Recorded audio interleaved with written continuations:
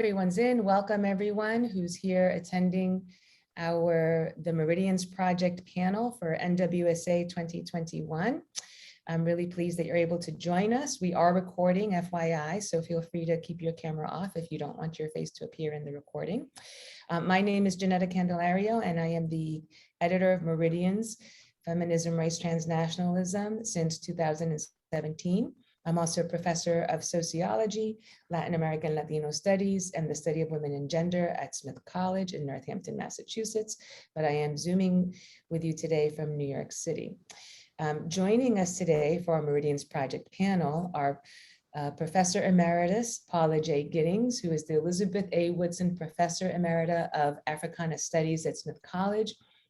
As you all, I'm surely know, she is the author of When and Where I Enter, The Impact of Black Women on Race and Sex in America, In Search of Sisterhood, Delta Sigma Theta, and the Challenge of Black Sorority Movement, and most recently, the award-winning, astounding biography of anti-lynching activist Ida B. Wells, Ida, A Sword Among Lions, which won the Los Angeles Times Book Prize for Biography and was a finalist for the National Book Critics Circle Award. She is also a member of the American Academy of Arts and Sciences, among many other prestigious appointments. And I'll ask Paula to say a little bit about this when she speaks. She's also actually currently working on a film version of A Sword Among Lions. I hope, Paula, you'll say a little bit about that. Also joining us today for this panel are the two most recent winners of the Paula J. Giddings Best Article Award, which I established to honor Paula's decade and plus 12 years of service as editor of Meridians. I say a little bit more about the award in a minute, but the 2020 winner is Maile, Arvin, for her article, Indigenous Feminist Notes on Embodying Alliance Against Settler Colonialism, which appeared in Meridians, volume 1822. Maile Arvin is Assistant Professor of Gender Studies and History at the University of Utah in Salt Lake City, Utah. Her teaching revolves around gender in the Pacific, Indigenous studies, and intersectionality. She is a member of the American Studies Association, the Pacific History Association, and the Native American Indigenous Studies Association. Her book, Possessing Polynesians, The Science of Settler Colonial Whiteness in Hawaii and Oceania, in 2019, explores the colonialist labeling of Polynesia as indigenous to a feminized and exoticized whiteness, as well as illuminates indigenous Polynesian resistance to this view. You'll hear more about her work in her article when Maile presents. Also joining us today are Leigh-Anne Francis, for her art, who is the 2021 Honorable Mention winner of the Paula J. Giddings Best Article Award for her article, Playing the Lady Sambo, Poor Black Women's Legal Strategies in the Post-Civil War South's Civil Courts. This was published in Meridians 19.2.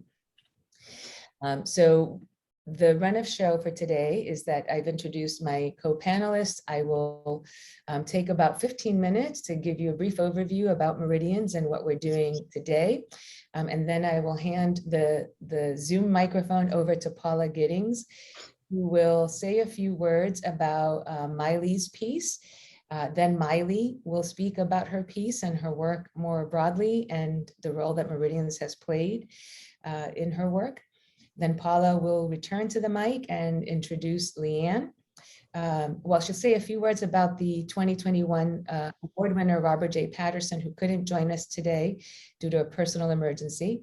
But she'll also then say a few words about Leigh-Anne's piece, and then Leigh-Anne Francis will present about her piece and Meridian's role in her work.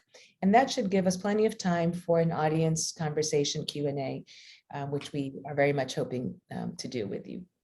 All right, so I'm just going to jump right in and share our screen, my screen, excuse me, and as I said, spend about 15 minutes or so telling you about Meridians, its history, and what we're currently working on.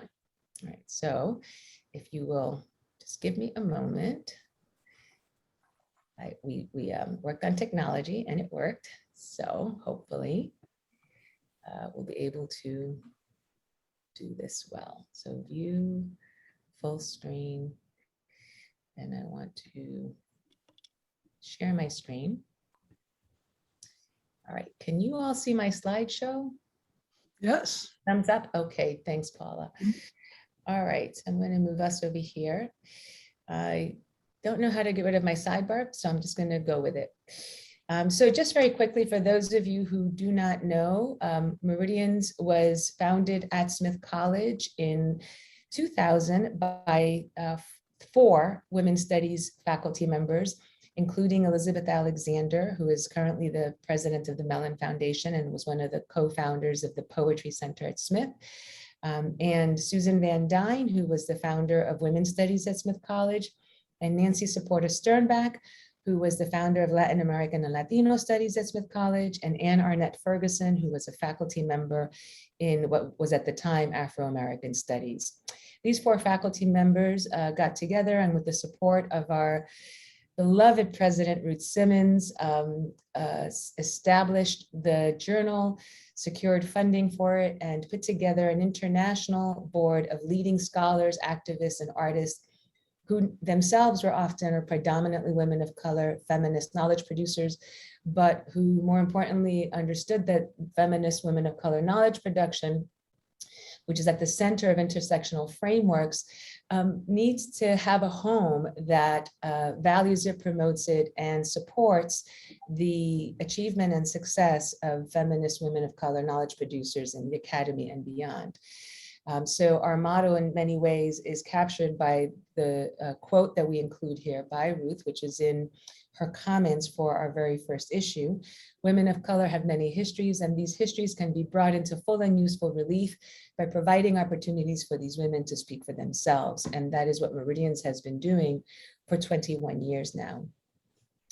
So our mission, as I've said, is to make intersectional feminist women of color knowledge production central to our institutions, our fields, our subfields, the questions and debates that animate our work and that are part of our larger political project.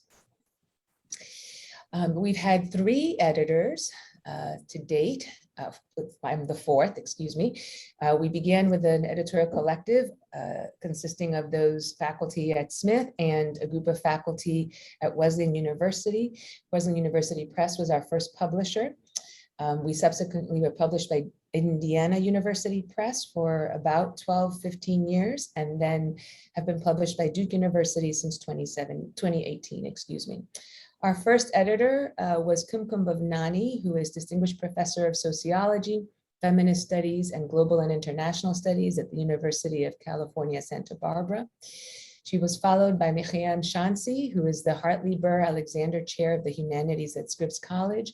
And of course, our 3rd and longest running editor to date was Paula J. Giddings, who is the Elizabeth A. Woodson 1922 Professor Emerita of Africana Studies at Smith College. By the way, I will tell you that tomorrow we will be having a conversation with Kay Wise Whitehead as part of her presidential plenary featuring Paula, Kumkum, and myself in conversation with Kay. So if you want to hear more from us exclusively, please go ahead and attend that session tomorrow, which is at 11 o'clock. As I said, I have been the editor since July of 2017. My relationship to Meridians dates back to that very first issue where a chapter from my then dissertation that was in process, excuse me, was published in volume 1, number 1. I went on to be a member of the Smith Wesleyan Editorial Advisory Board for the subsequent years and served the journal in that capacity as well as a reader and reviewer and so forth throughout the decade after that first issue, the decades really. And in 2017, I was honored to be asked by Paula and the board to try and fill her unfillable shoes and to move the journal forward. Now, you know, I think that's true, Paula. Okay. Today, because we are published by Duke University Press, we have a Smith Duke Editorial Advisory Board that is comprised of leading internationally and nationally renowned feminist scholars, whose work epitomizes the mission and the mandate of Meridians. You can find out more about each of these faculty members by going to our website, which we'll show you a link at the end, and we'll put it in the chat also. And we also, by the way, have a bookshop, as I'll mention, that features the work of all our board members and all our contributors. So you can find out more about these folks through our website. Meridians, since its founding, has been innovative in several ways. One is that we not only are committed to the most rigorous and high quality intellectual scholarly work that is exemplified in our essays feature, which is the more conventional research-based or theoretical scholarship, all of which, by the way, is double-blind peer-reviewed, but also that from its founding and throughout its history, Meridians has made room for multiple forms of feminist women of color knowledge production, whether those are counterpoints, which are more exploratory or innovative, theoretical, or genre bending kind of work. In the trenches pieces, which are reports by activists and about activisms, nationally and transnationally. So these can be both scholarly, again, research or based work, or they can be literally reports from activists themselves throughout the globe, or in as timely a way as an academic journal with a one-year-long publishing trajectory can do, who are giving us their take of what's happening in the world of intersectional feminist activism.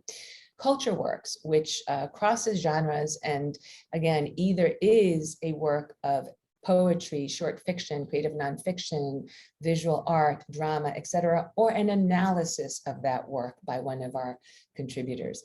Memoir and testimonio, again, can be straightforward creative nonfiction, or it can be scholarship about this kind of work as a central form that feminist intersectional work often takes throughout the globe.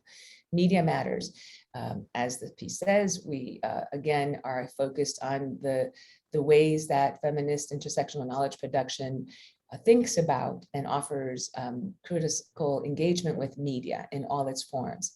In the archives is a fairly regular feature in our issue and highlights primary documents that are available at the Sophia Smith collection, which is, I think, if not the second oldest, the oldest women's history archive in the United States, and has an incredible wealth of resources that we at Meridians want to make sure we highlight, particularly those documents that are global and or focused on women of color. Interviews of culture workers, scholars, activists, etc., and a state of the field, which is our alternative to book reviews. This is more akin to a literature review that is meant to highlight, as the title says, the state of a particular field or question. All of the things we publish in Meridians are double-blind, peer-reviewed, period, full stop, because we want it all to count. This is a big consideration, as I'm sure you all can appreciate. So we want to assure you that that is happening, and we pride ourselves on that. So just very quickly, for those of you who are thinking about submitting to Meridians but have not yet, and this is probably for younger scholars, but I feel compelled to make sure I say this, please make sure that if you are going to submit, that you actually read the journal and have a sense with what kinds of work we publish, that you follow to the letter our contributor instructions, which are all clearly laid out on our website in full detail, and which you can also get more information on by emailing us at meridians@smith.edu. If you submit a dissertation chapter, please refocus it specifically for the journal. Remember the interdisciplinary feminist nature of Meridian's audience, and also make sure that your work contributes clearly to our mission of highlighting work that is about feminism, race, and transnationalism. And again, I'm happy to answer questions about that at the end. Just very quickly, I'm almost to the end of this. Our recent issues are 19.2, which is the one that featured Leigh-Anne's piece from the fall of 2020. And the one that just came out in June is spring 2021. This one is focused on South and East Asian feminisms. And we have a forthcoming issue that should be out by the end of the year that is focused on global anti-Muslim racism. I want to highlight for you also our 20th anniversary reader, which was just published this year. This is a fantastic 550 plus page collection of the best of Meridians from 2000 to 2017. And I literally mean the best in the sense that the pieces that I selected for this issue after a lot of deliberation, because there was so much wonderful work to consider, were those that were most often cited, most often downloaded, most often used in classroom teaching, et cetera, and most often had a transformative impact on our fields. This volume is available for classroom adoption. In fact, I'll make a plug for DUP. It's 50% off through the end of October, only $20. Give it as a gift, adopt it for your classroom, give it to your undergrads. It's really an amazing, amazing text. I can't say it enough. And again, I'm happy to answer questions about it. Forthcoming issues, are spring 2022. This one I curated in-house on Black feminisms in the Caribbean and the US. Fall of 2022, Feminist Mornings, curated by Jyoti Puri at Simmons College and Kimberly Juanita Brown at Dartmouth. We have a call for submissions, which I'll show you in the next slide, on BIPOC Europe, being guest edited by Nana Osei Kofi of Oregon State and Shirley-Anne Tate at the University of Alberta in Canada. And 22.2, Global Indigenous Feminisms, curated in-house by myself with the guest editorship of Bashuli Ded of Columbia University. And again, there will be a call for submissions for that as well. This is our call for submissions to the BIPOC Europe issue. Our deadline is December 15th, 2021. But if you have a piece that you think would be suitable for this issue and can't make that deadline, please don't hesitate to write to us, meridians@smith.edu, and we can have a conversation about what's possible. Please circulate this widely. Again, we'll pop this in the chat for you. Let folks know. Think about sending something yourself if you have work that is in line with this. Go look at our website at Duke University Press. It is amazing. It, as you see here, gives you a sense of our most read pieces, our most cited pieces, and some recent pieces that they are highlighting for us. You can also access us through JSTOR, Project Muse, etc. But the DUP eJournals website is fantastic, and I encourage you highly to go look at it. So our purpose today is the Paula J. Giddings Best Article Award, which, as I said, has been established since 2018. Our first winner was Miglena Todorova, who was at the time an assistant professor in the Department of Social Justice Education in Ontario. That award was given at NWSA, which is where normally this would be given in person, but pandemic didn't permit.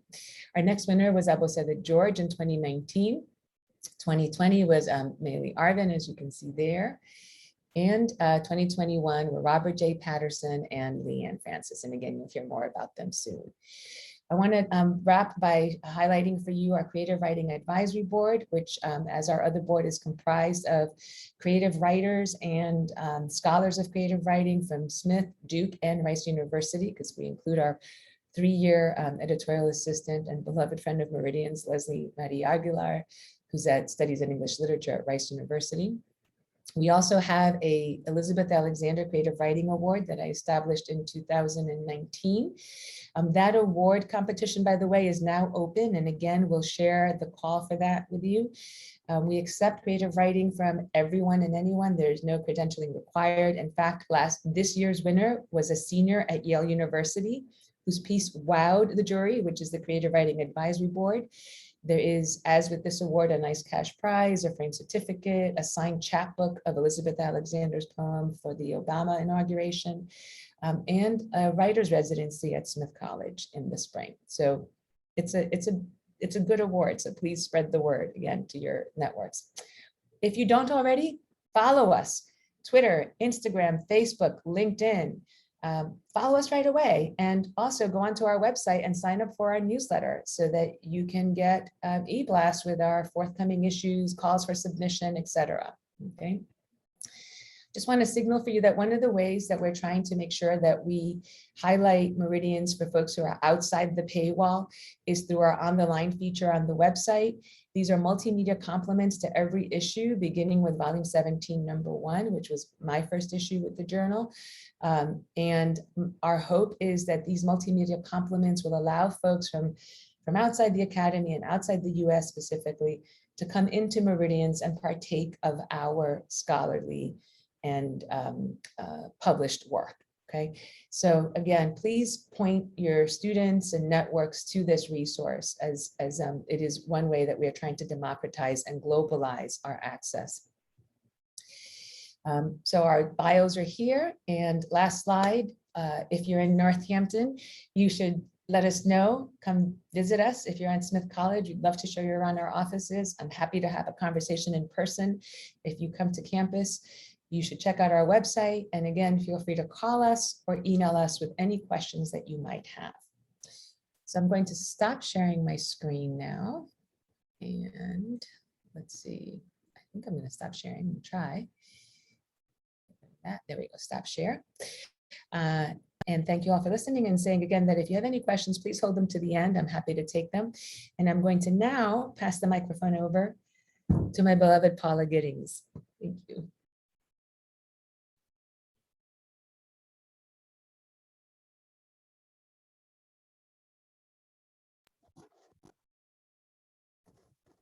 I'm frozen here. Can you hear me?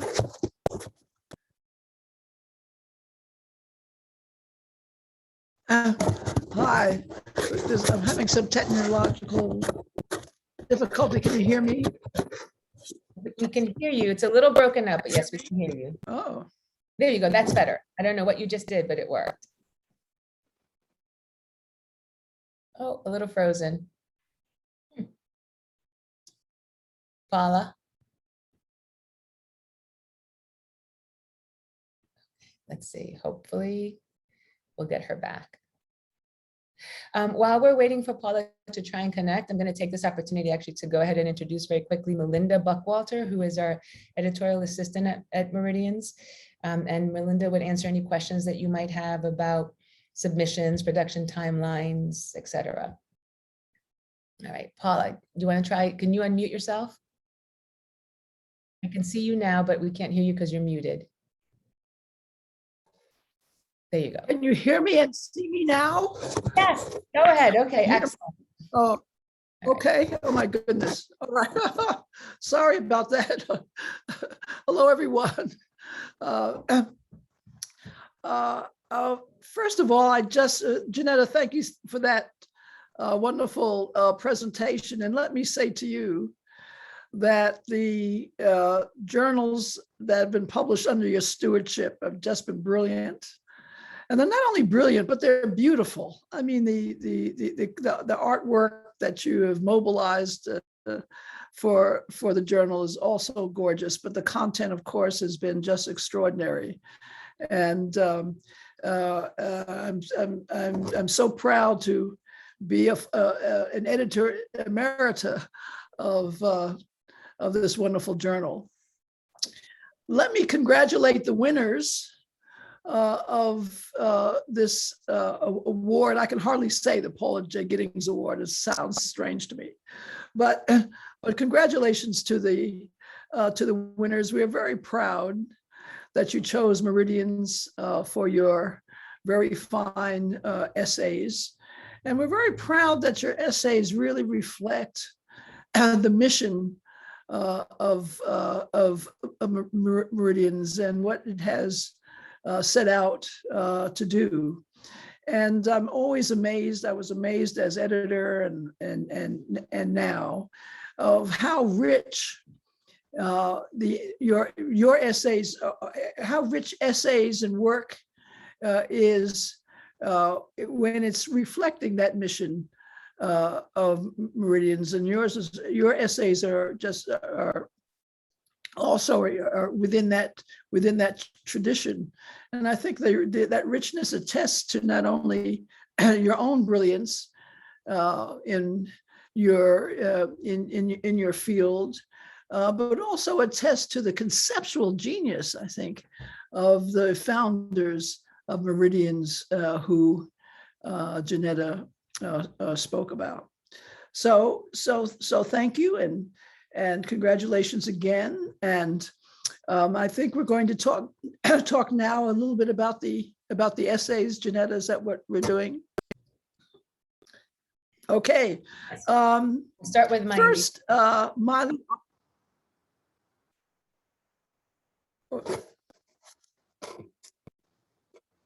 Sorry, Did I Paula. No, lose go you ahead. again? Yeah, no, sorry, go ahead. We lost again. No, we can hear Can you you. hear me now? We can hear you. Go ahead. Oh, no.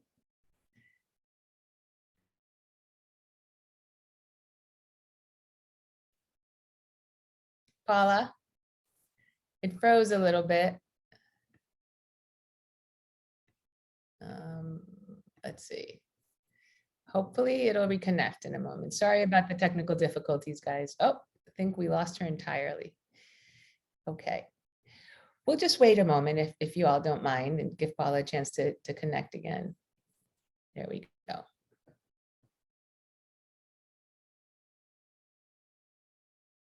right.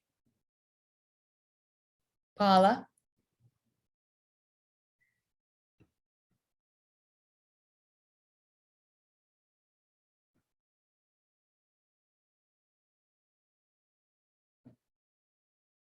All right, while we're waiting for Paula to connect, because I know she's probably busily working on it, how about if everybody who's in our audience puts in the chat where you're zooming in from, if you care to share, just, so we have something to do while we wait.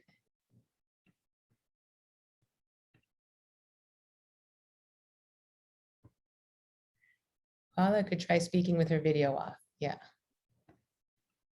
I see. Okay, let's see. I think part of the challenge is that she happens to be, I think, in a, if she's at home, she's in a particularly rural part of Western Mass. Hello, Eileen. Thank you for joining us from UC Santa Barbara.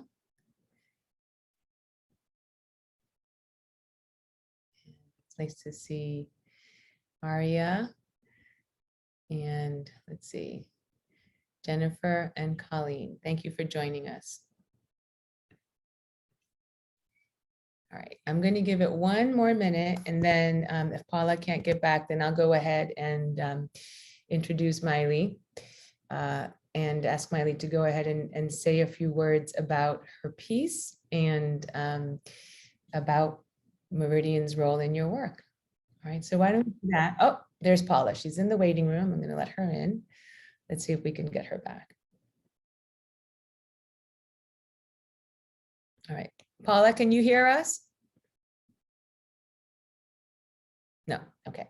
Maile, why don't you go ahead, and then we'll let Paula come back in as soon as she's able to. Okay, sure. Thank you so much. Aloha mai kako. I'm speaking to you from my home in Salt Lake City. I just put in the chat. And this land is named for the Ute tribe. And it's the traditional and ancestral homeland of the Shoshone, Paiute, Goshute, and Ute tribes. I'm really so grateful to be here to finally officially accept the Paula J. Giddings Best Article Award. I do have the actual award that Meridian so kindly sent to me, which is so nice. Yeah, so mahalo nui loa. Thank you so much to Ginetta and the Meridian staff and to Dr. Giddings. This award means a lot to me, and I'll try to just briefly share a bit about why it means so much and a bit about the context and major arguments in my essay. So I should also just say, yeah, I'm really grateful to Meridians for publishing the essay, and also to Laura Briggs, Ginetta, and Robin Spencer, who edited the special issue on radical transnationalism, reimagining solidarities, violence, and empires that my essay appeared within. And I developed the essay in part through a workshop with Laura, Robin, and many other feminist scholars at the University of Michigan that also appear in the essay. So it was really a pleasure to, see that special issue come together, because many of us had worked in conjunction with each other on our pieces for a long time. Really, my essay grew out of like two main experiences that I've had being Indigenous feminist scholar in the academy. First, of seeing a kind of gradual uptake of analyses of settler colonialism by non-Indigenous scholars in ways that are both encouraging and problematic. So that's kind of one experience that the essay is responding to. And the second experience is about kind of being frequently invited as an Indigenous feminist scholar into transnational feminist spaces and other kinds of feminist spaces, and things going a bit wonky. So to the first experience, as I talk about in the essay, it's been both really thrilling and sometimes dismaying to see more people outside of Indigenous studies engage critiques of settler colonialism in the last decade. When I was in graduate school over a decade ago, it felt like Indigenous studies was never going to be taken seriously by other fields. And so it's really great to see that a lot of positive change has been made on that front, though of course there's always room for improvement.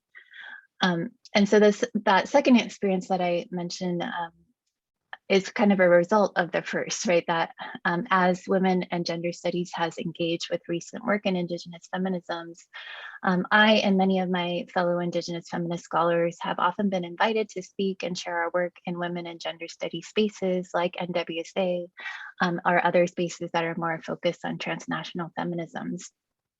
And sometimes being in those spaces has been really great and productive.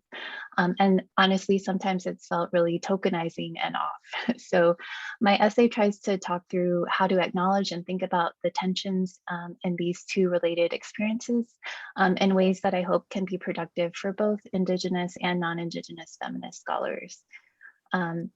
And so one of the ways that I do that in the essay, or one focus of the essay, is really through engaging the work of Haunani K. Trask as like one example of how engaging the scholarship of Indigenous women instead of only white male scholars of settler colonialism like Patrick Wolf or Lorenzo Veracini really opens up different and crucial aspects of understanding settler colonialism and indigeneity and decolonization. So Kumu Trask, Kumu is a Hawaiian word for teacher or source, and it's a title that conveys respect within Hawaiian worldviews. So I'm going to call Dr. Trask Kumu Trask. So Kumu Trask just passed away earlier this year, and it's really impossible to do justice to her life and work in a short time, but in brief, Native Hawaiian people and Hawaiian studies would be much worse off if not for her scholarship, activism, and poetry. For myself and nearly every Native Hawaiian woman I know, her book, From a Native Daughter, really changed our lives because it put down in words and feeling so many of the things that we had wrestled with in our own lives, but did not have the precise language for before. So while Kumu Trask's legacy is well celebrated and engaged among Native Hawaiians and Hawaiian studies, and to a certain extent, Indigenous studies more broadly, in my Meridians essay, I really argue that her analyses of settler colonialism, though grounded in the context of Hawaii, has much broader relevance and deserves to be engaged just as much or as more than the work of people like Wolf and Veracini. And so it really means a lot to receive the Paula J. Giddings Best Article Award, in part because I see a lot of resonance between the major significance and groundbreaking scope of Dr. Giddings' work and Kumu Trask's work. Kumu Trask critiqued the image of the hula girl and the ways that the tourist industry sexualized and objectified Native Hawaiian women. She also did not shy from critiquing sexism within Native Hawaiian communities, while she also simultaneously refused to paint Native Hawaiians as inherently sexist and in need of white feminism. So through her model, Native Hawaiian women were leaders, intellectuals, and agents of transformative change. They were obviously more in her accounts than stereotypical hula girls. They were more than mothers just reproducing for the good of the Hawaiian nation. They were more than just girlfriends to male Hawaiian activists. And in her poem Sons, Kumu Trask wrote, "I am slyly reproductive, ideas, books, history, politics, reproducing the rope of resistance for unborn generations." So really similarly, I see in Dr. Giddings' work a constant and complex reckoning with Black women as leaders and agents of change. Often through deeply considered histories of Black women, Dr. Giddings' work creates space for understanding essential figures such as Ida B. Wells in all her complexity. So Dr. Giddings' work and Kumu Trast's work then reproduces ideas, histories, and other ropes of resistance to transform our fields and our communities' lives. And so if I have still a little bit more time, maybe I'll just say a few more things about the essay. I think in the essay, I really argue that building alliances grounded in Indigenous feminist world building in concert with other forms of intersectional feminism holds the promise to bring forth not only new methods of combating settler colonialism, imperialism, patriarchy, and white supremacy, but also new relationships that could make such fights more sustainable for all of us.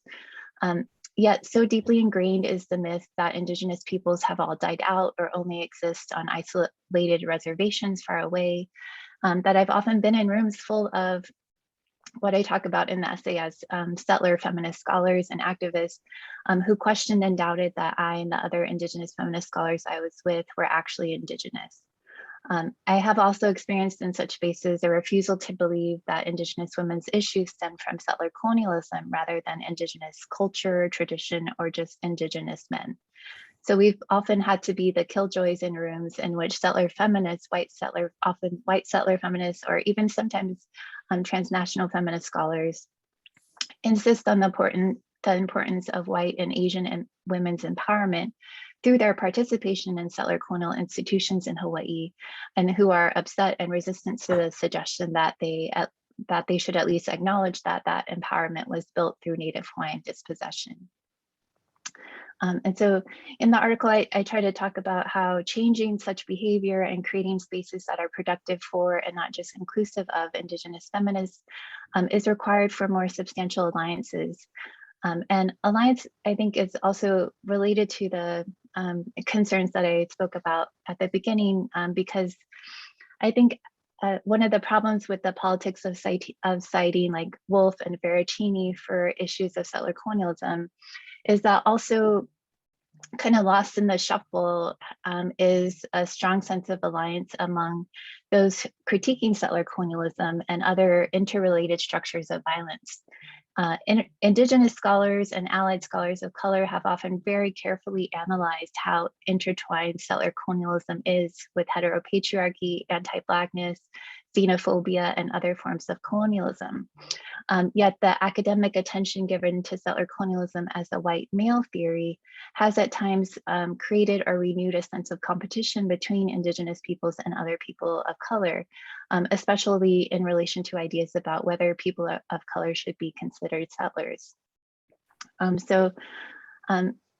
Yeah, I think I'll try not to go on and on, but it kind of in short, yeah, the rest in the article, I talk a little bit more through the complications around the theory of Asian settler colonialism, which is a theory that came out of Kumu Trast's work and has been taken up by some Asian American scholars in relation to histories of Hawaii and kind of contemporary politics in Hawaii, and kind of think through the possibilities of that formation as for what it opens up or might foreclose around alliance. So yeah, I'll stop there, but thank you again so much to Ginetta and Dr. Giddings, and yeah. Thank you, Maile. I think Paula is back now. Oh gosh, I'm so sorry. Okay, all right, no problem, Paula. So we'll turn the mic back to you so you can continue with your comments, and then we'll pass it over to Leigh-Anne. Okay, just thank you so much, Maile. I heard some of your presentation, and one of the things that really stood out to me about your piece was, I mean, not only, first of all, you write so clearly and precisely. Secondly, I really appreciated this idea of looking at both the resonances and the tensions between Indigenous feminism and transnational feminism, but you not only do that, you do that in the service of solidarity, which is so important, and I think which brings yet another dimension to your work. So thank you so much for it. Right, Paula, Yeah, thank you and so much. you can also say what you were going to say about Leigh-Anne, and then we'll move on to Leigh-Anne. Okay. I better be quick. While we better have be you. quick. Yeah, I better be quick about these things. Leigh-Anne. Well, first of all, let me read your part of your abstract, and then just very, very quick comments. These are just really bullet points because I really want to hear from you. Your abstract of your piece, Playing the Lady Sambo, Poor Black Women's Legal Strategies in the Post-Civil War South's Civil Courts. Part of your abstract reads, in the post-Civil War South, Black women litigants made conscious tactical appeals to white male judges' racism, particularly the racist, sexist stereotypes at the heart of white paternalism ethos, in order to win lawsuits against whites who defrauded them. African-American women's arsenal of legal strategies included the, quote, Lady Sambo, an intentional racialized gender performance of feigned ignorance. What I found really so many interesting things about this piece, and of course, you know, I think this period of time that you're talking about is the time that really defines even 21st century America, is that you really, in the way that you present your evidence, which I want to talk a little bit about, which I hope you talk about how you fill in these silences and these supposedly unknown things that you, the kinds of evidence that you've been able to marshal to do that, to fill in those spaces. But one of the things that I really was the impact on me, in that it really repositioned the gaze of Black women in this performance. I mean, you know, you think about them in this performance sort of from the viewer's point of view, but now through your essay, really to begin to look at them, and I'll always think of this anytime I'll see this Lady Sambo performance that you're talking about, I'm now always going to think about the very the profound and skillful and intellectualized in some way reconstruction of a persona in order, and a persona that depends on understanding the culture and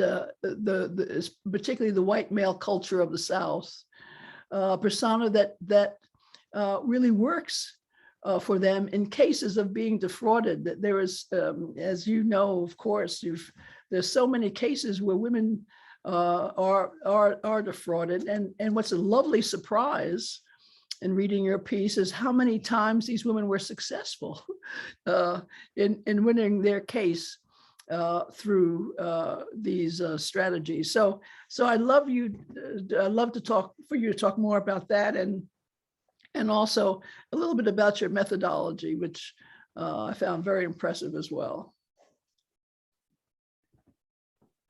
Pass it over to you, Leigh-Anne. Thank you, Paula. Thank you so much. Thank you so much, Paula, for those remarks. Deeply, deeply appreciated. Thank you, Ginetta. Thank you, Paula. Thank you, Meridian staff, for having me here. Thank you, everyone, for being here. Maile, your piece sounds amazing, and that's what I'm going to be reading. That's what I'm going to be reading tonight. And thank you for recognizing my work with an honorable mention for the Paula J. Giddings Award. I am in Lambertville, New Jersey, Lenny Lenape land, what became known as Lambertville, New Jersey. And yes, I'll talk to you. I want to talk a little bit about the piece, and then I want to talk about what the award means to me. So my article, the main title is Playing Lady Sambo. I want to talk about the hardest part of doing the research. Hardest part of the research is also the most fun part. This paper is the culmination of work done by all historians of African-American women. Work that aims to render visible the historical experiences of Black women. Work that aims to unmute the voices of Black women. And for me, that work is devoted to unmuting and amplifying the voices of poor Black women from the 1880s to the 1930s. My article focuses on poor Black women, Southerners, in the decades following the destruction of the slavery system. And I began researching the paper with an interest in how Black women turned losses into gains, how Black women's lived realities exploded racist, sexist myths, and how Black women navigated white supremacy. I wanted to explore these questions in the context of legal history. So in my search for court cases in which poor Black women filed suit against white people that defrauded them, I was shocked to learn that there were Black women who won their cases. And later, when Melissa Milewski, historian Melissa Milewski, published her article, she now has a book, where she reviewed hundreds of cases in 8 Southern states. She found that most Black folks that filed suit against white people in appeals courts, civil appeals courts, most won their cases. Most of these folks were Black women, poor Black women that were illiterate, and that most won. And so I think it's very easy to conclude, I mean, not me, because I'll just say I'm cynical, but it's very easy for someone to look at that and think, oh, this white male judge must have been so enlightened and he bestowed this victory upon these Black women, you know. And I just was not satisfied with that. Something else, what is going on here, right? The post-Civil War South is fundamentally racist. It's ubiquitously racist, and Black people that resist in any way, I mean, at best, I mean, the consequences at best, you're derided or you lose your job. At worst, there's violence and you're killed, right? So I wanted to understand, how are Black women winning their cases? I was confused about their legal victories. The primary sources did not readily offer up explanations for Black women's histories. I was frustrated that the most accessible primary sources were judges' case summaries. And these are white men's explanations of their verdicts. In these case summaries, poor Black women's voices were entirely silenced or filtered through perceptions and articulations, and the articulations of these white male judges whose written analysis distorted their voices. So in cases where white judges ruled in Black women's favor, over and over again, the judges talked about Black women in ways that infantilized them, that cast them as servile and ignorant, as what I call Lady Sambos. I reasoned that the racist, sexist view of Black women as ignorant and servile had something to do with the favorable verdicts. And so I wondered how the Black women involved saw themselves. I mean, they didn't see themselves as servile and ignorant. And it wasn't, again, it's not enough for me. It wasn't enough to simply conclude that even a racist paternalism ethos or the desire, a racially rooted desire to protect Black people, right? To protect Black folks and decide which folks deserve protection and then protect them. You know, what would inspire a white male judge to act in that way and move in that way? So I wondered again how these Black women, the Black women involved in these cases saw it themselves and how they influenced the verdicts. I thought these women are smart.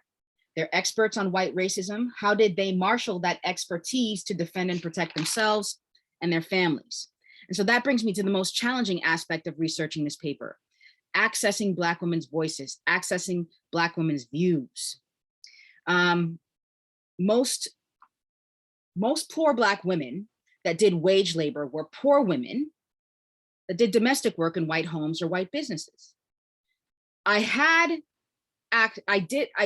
had access to the testimonies of Black women domestics. So I reasoned that these working poor Black women, the things that they experienced, the things that they thought, the things that they felt, and how they saw white folks, how they navigated white supremacy in relations with white folks, it made sense that that would reflect also the experiences and the views of many of the Black women filing suit against white people.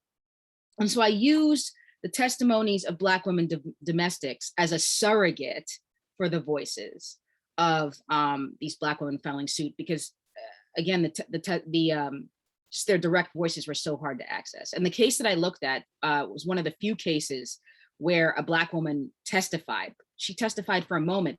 There were so many people testifying, and all of them were white men. All of them were white men. And so there's like pages and pages and pages of testimony from white men and just a few pages of testimony from her. So I really needed the voices of Black women domestics. And so it made, I talked about that already. So after reading the testimonies and having read the work of other historians, I concluded that poor Black women intentionally performed ignorance and servility to self-protect, self-defend, and where possible, extract favors from white people. Poor Black women had a keen understanding of white people and white racism, as in daily life, outside the courtroom, Black women that filed suit manipulated white racism to their advantage. Poor Black women won their cases by appealing to the racist, sexist assumptions and racist paternalism values of white male judges. And they were, of course, not Lady Sambos.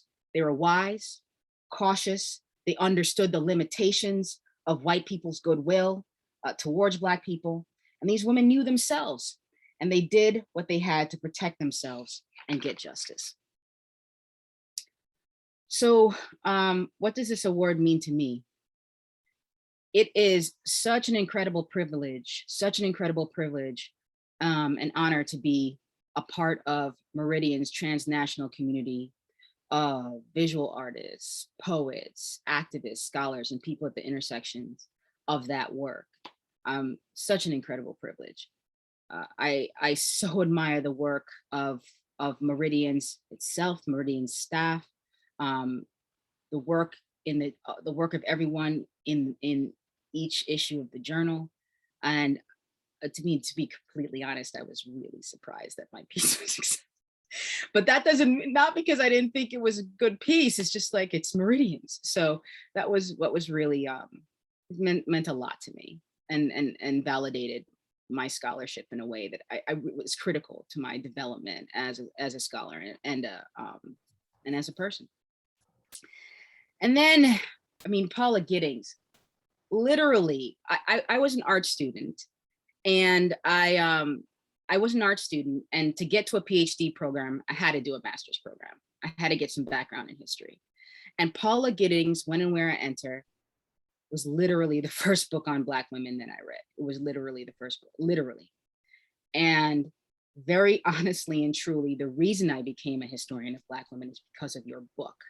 Oh. I didn't even know there was an entire book on Black women. And then later I found out, well, entire history books on Black women. And later I found out that there were others. And I was so excited by the history, devoured the history. My original copy, I think it's in my office. It's in pieces. It's in 3 pieces because I used it so much. So your work, Paula, means everything to me. And I was looking through the book again today. It's so beautifully written, so beautifully written. What a wordsmith, what a wordsmith. But I want to say this, I'll say this last thing. When I say that this book means everything to me, I mean, I'm a professor of history, and that's how I feed my kids.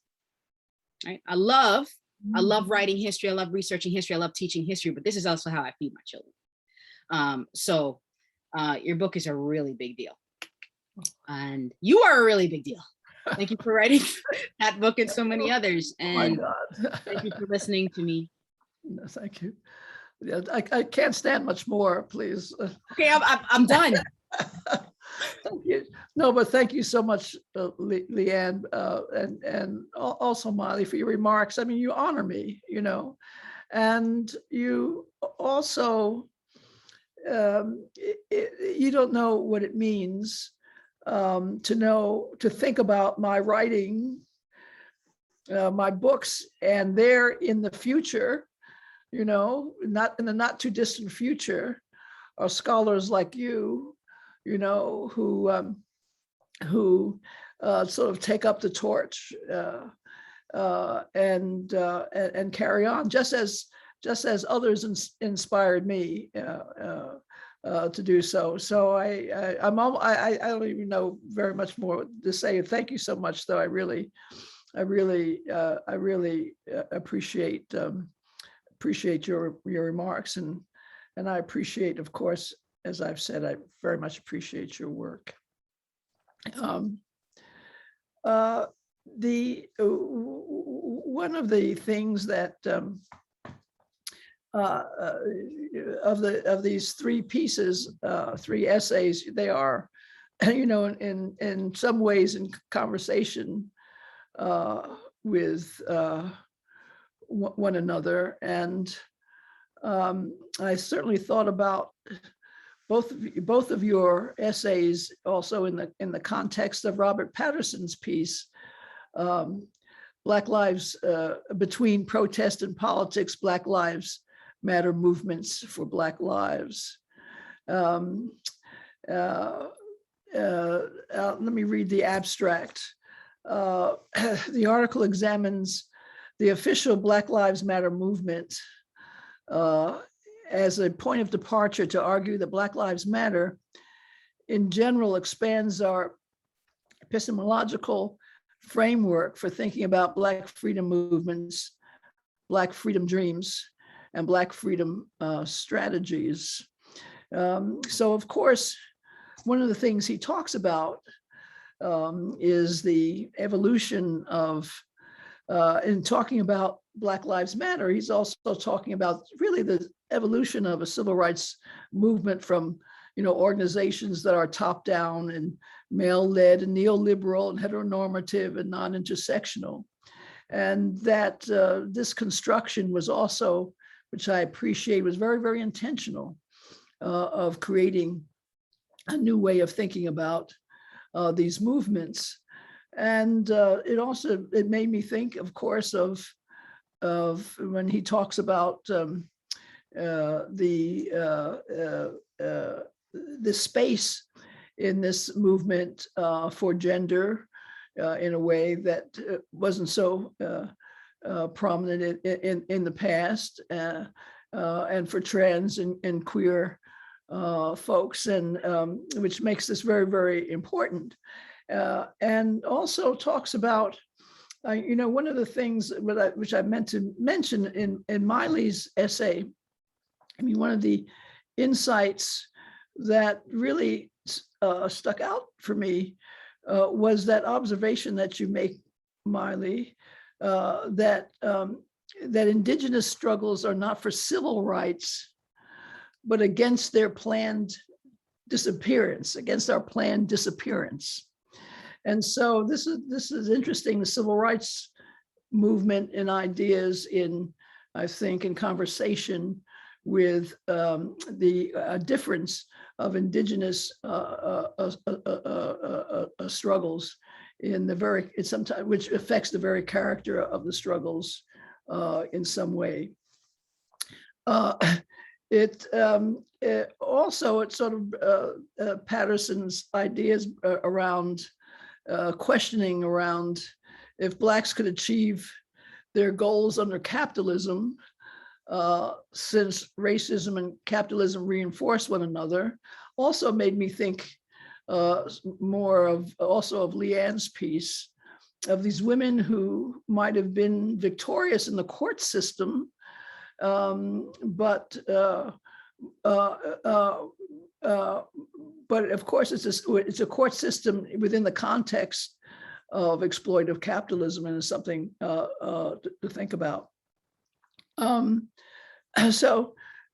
finally, which I appreciated from all of you, the three of you, was your, of course, I would call a kind of a historiography of those who are writing about these subjects before you.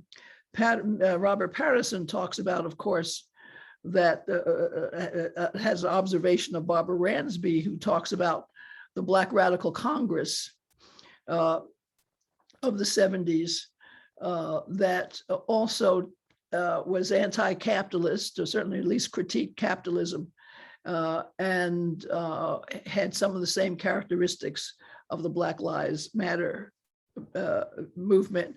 And of course, he mentions Du Bois and A.J. Anna Julia Cooper as well. He could have added Ida B. Wells, I think, whose anti-lynching discourse also talked about the idea that respectability in and of itself, education and wealth in and of itself, is not an agent of change, and that grassroots leadership was very important. So again, let me stop there and thank you all again for these wonderful presentations and for your wonderful essays and for really making me very proud in so many ways. And I appreciate you. And I'm going to turn it back over to Ginetta before I start crying. Thanks, Paula. So I'm actually going to give it right back to you for just two questions that I mentioned, I think, when you were not able to be with us. But could you say a little bit about the project to bring A Sword Among Lions to the screen? So I want to ask you to do that. And I want to clarify, which I don't think I did, that the award is juried by our editorial advisory board. So it's that group that I showed you earlier that reads the volume and selects the piece, usually one, but this year it was a neck and neck close match between Robert and Leigh-Anne. So that's why we for the first time gave an honorable mention to Leigh-Anne as well. So glad you did. Yes, so am I. So Paula, could you say a little bit about Ida coming to this? Well, I don't know how much there is to say. Level Forward production company, which is owned by Abigail Disney. There is a kind of an interesting story. I was at a birthday party in California for Gloria Steinem, and there were about 20 of us, and we went around the table. Most people didn't know one another, and when I introduced myself and what I had written, Abigail Disney was at the far end of the table, and she says, "Oh my God," she says, "I've been looking for you." She says, "I want to option your book." So that's how the first conversation started. And she told me her daughter had heard me speak on NPR, and her daughter brought her the book. So that was that was fun. The book was, and I've been talking. It's been very exciting to be interviewing writers and to be trying to envision this project.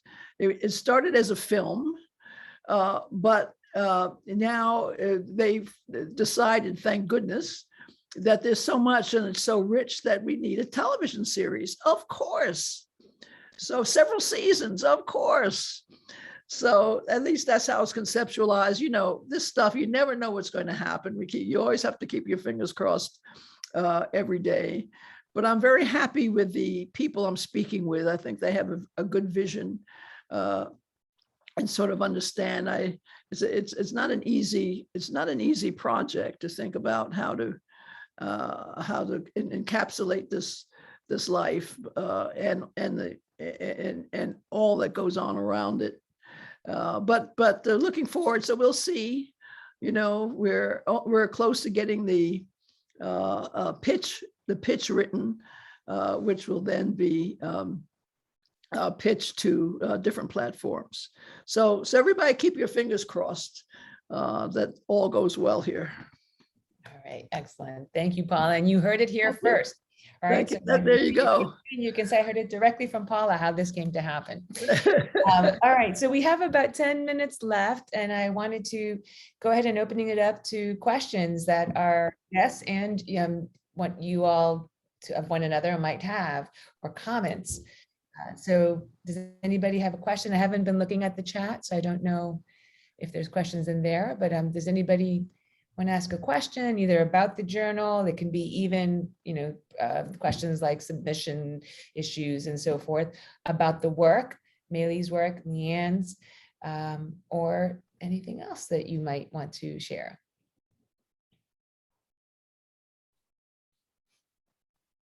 I have a question.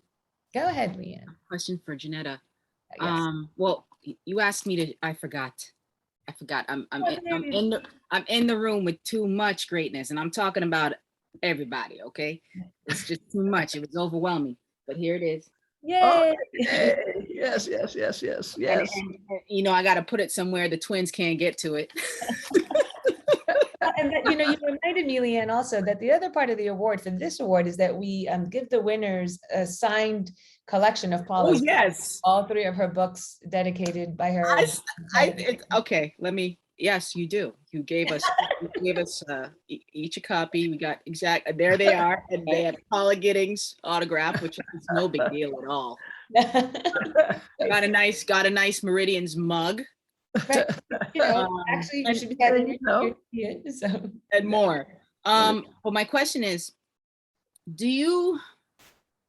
when you're selecting, you're reading the pieces that come in, and you're selecting the pieces that will be reviewed, right, and that have a chance to be published, and the poetry, the visual, all of it. Do you feel the weight of the importance of your work in every moment? That you are creating an opportunity for people to get tenure, right? That's gonna make a career and preserve a livelihood. And I can't speak to how being published benefits poets and visual artists, but there are tremendous benefits there too. And then also it's the transnational scope of the journal is so incredible. It's just so, it's very unique in that way that, one issue takes you around the world, and into the lives of people, mostly women, but not exclusively, mostly women of color, whose lives we don't know about. They're living their lives. They're doing these wonderful things, are experiencing these things, and we don't hear about. So I'm just wondering if you just have that, if you're thinking this is it's such a big deal, and are you thinking about it when you're making these choices? Yes, and yes is the answer. Sometimes in the day-to-day of operations for the journal, and the work of literally running the office and marketing and branding and having meetings and so forth, you can get a little lost in the weeds. But I am constantly reminding myself and our staff and interns and the powers that be at Smith, where the journal lives, that those are the stakes, that this is a journal unlike any other, in that it was founded specifically with feminist women of color knowledge producers, right, including those ladies, folks who were playing the Lady Sample, in not just in mind, but at the center, right? That their visions, their political projects, their intellectual projects, their creative projects are the point. And that thinking in terms of the academy, that what we are doing is giving lie to the continuous claim that there's a pipeline problem, right? That there aren't enough of X, right, who are feminist women of color. And that's why I always emphasize the double-blind peer review, because as you know, in the historically white-serving US Academy, that is the gold standard. And it's the standard that has been used to keep feminist women of color queer, BIPOC, et cetera. In other words, all those, others, right, out. Keep them out, or if they get in, keep them down. So what Meridians did at its founding, and what we continue to do, is to take that norm and transform it by making sure that the peer reviewers are actually peers. Right. So part of the reason I do these panels over and over and over again, in fact, I'm doing 4 of them in the next 3 days about Meridians, is because I'm as interested in having folks that submit, but also review, so that when you get a request from us, please review this. And the folks in this room are an example of this. That's why, because it's the truly peer reviewer that makes all the difference in Meridians, right? That understands what you're talking about, that understands why it's so valuable, right? So Leigh-Anne and Maile, I'll speak to your species specifically. Being able, in Spanish, we say apreciar, which translates in English to appreciate. And it means apreciar in the sense that appreciate in English also means, but isn't often thought of. In other words, to really be able to discern, right? To see, right? To appreciate, apreciar in the sense of like peer seeing, right? Of what is so valuable and astounding and impressive and necessary about the things that are submitted and then subsequently that we publish. And so, yes, the long answer to your question, Leigh-Anne, is that yes, I'm absolutely aware of the stakes. It's why also, even for folks whose work we can't publish, because of page limitations, quite frankly, very often, right? That we only have so many pages each volume, 500. So I have to make hard choices sometimes. And that is increasingly the case, by the way. Our acceptance rate is going down because we're getting more and more work, and it's always of such high quality. But we're equally invested in mentoring, even and perhaps especially the folks whose work we can't publish for whatever reason. And again, that's where the peer reviewers play such a critical role. Most of the time, our peer reviewers, not always, sometimes I have to intervene, but most of the time our peer reviewers are really sensitive to how they write their critiques, right? So you can be critical without being harsh, without being damaging. You can offer a really thoughtful, critical, useful critique of someone's work without devastating them, without trampling all over their, hearts, minds, ego, soul, spirit, right? Which is kind of the old way and the conventional way of the historically white serving male androcentric colonialist, add all the bell hooks list, right? So yes, we are, I am, and we are aware that that's what we're doing, is that we're validating in the most important way the work. So thank you for asking the question. Yes. And let me just add, I mean, Ginetta says it so well. Let me just add that you understand that you're not only, perhaps transforming somebody's career, but you're transforming minds, which means you're transforming lives. I have friends who they know how to push my button if they want to really get me crazy. And there's a feminist argument, and it's because this stuff is about life and death. I mean, this stuff is, not just a theoretical notion that's sort of fun to think about, but it makes a big difference in people's lives. So you do feel in this work that you feel all of that. That weight, as you describe it, and importance, as all of us do, as all of you writing as well. I mean, this field is such an important field that makes such a difference. Indeed. All right, I am mindful of the time. We're supposed to go to just now, 4:45. Arya, thank you for the chat. And it reminds me to say that, yes, please do reach out to us. Again, write to meridians@smith.edu. rather than to my email address directly, because it could get lost in my email address. That often happens. And Melinda is keeping a hawk eye on the Meridians email address. You'll get a prompter and more complete response there. Although part of that can be that I'm happy to have a conversation with anybody, a Zoom call to talk about special issues, as Arya mentioned in her chat, or any other concerns. So I'm going to wrap by saying thank you all again for making the time. This is recorded. Let folks know that if they missed it, they can still see it later on the NWSA website, and we'll have a copy of our own as well on our website. And remember, tomorrow, 11 o'clock, right, Melinda, or 11:15 is it? 11. The presidential plenary hosted by K. Wise Whitehead, featuring Kumkum Bhavnani, Paula J. Giddings, and myself. So you get to hear more from us. Thank you again. And congratulations again to Maile and to Leigh-Anne. Be well and see you next time. Congratulations, y'all. Thank you, everyone. Take care. Thank you. Thank you so much. Thank you.